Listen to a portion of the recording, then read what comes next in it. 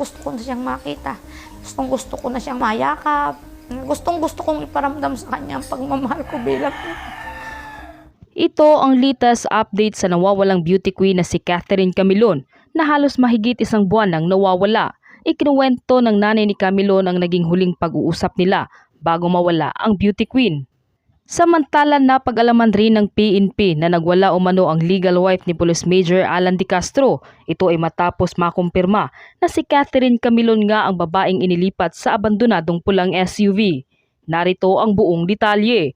Ngunit bago tayo magpatuloy, huwag kalimutang i-like, share, subscribe, and click the notification bell for more updates and for more upcoming videos. Maraming salamat! Pinahayag ng pulisya na galing sa nawawalang beauty queen na si Catherine Camilon ang mga hibla ng buhok na nakuha sa abandonadong pulang SUV.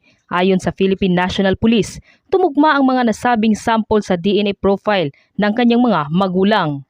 Anila, kinumpirma ng resultang ito na si Camilon nga ang babaeng nakita ng mga saksi na isinakay ng 3 lalaki sa isang pulang SUV. Nakalaunan ay natagpuang inabandona sa bahagi ng Batangas City.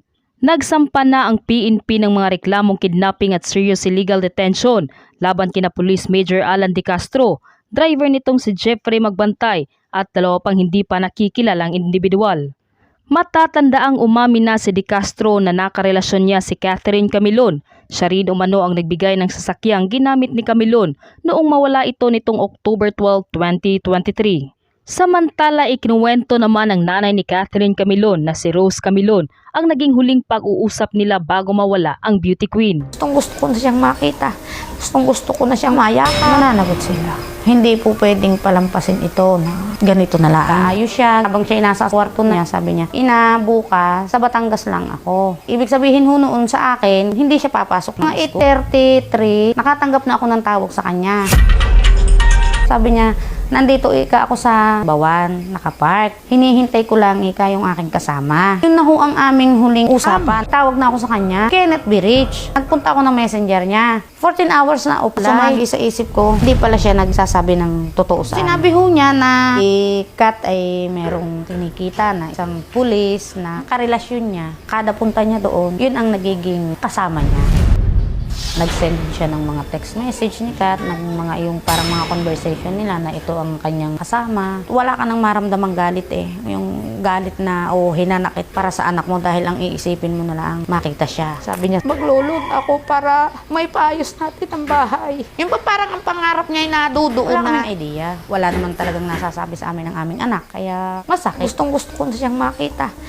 Gusto ko na siyang mayakap. Gusto kong iparamdam sa kanya ang pagmamahal ko bilang.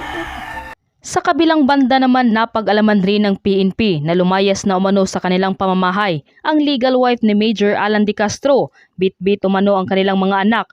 Ito ay upang sana kuna ng salaysay ang misis ni De Castro matapos makumpirma na si Catherine Camilon nga ang babaeng nakita ng mga witness na inilipat umano sa pulang SUV. Napag-alaman rin na narinig pa umano ng mga kapitbahay nila na nagwala ang asawa ni De Castro matapos makita sa balita na kumpirmadong si Catherine Camilon nga ang inilipat ng kanilang driver sa pulang SUV.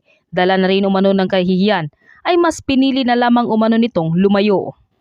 Hanggang ngayon ay patuloy pa ring hinahanap at umaasa ang kapulisan na naway makitang buhay si Catherine Camilon. Ikaw ano masasabi mo sa videong ito? Mag-iwan ng komento sa baba.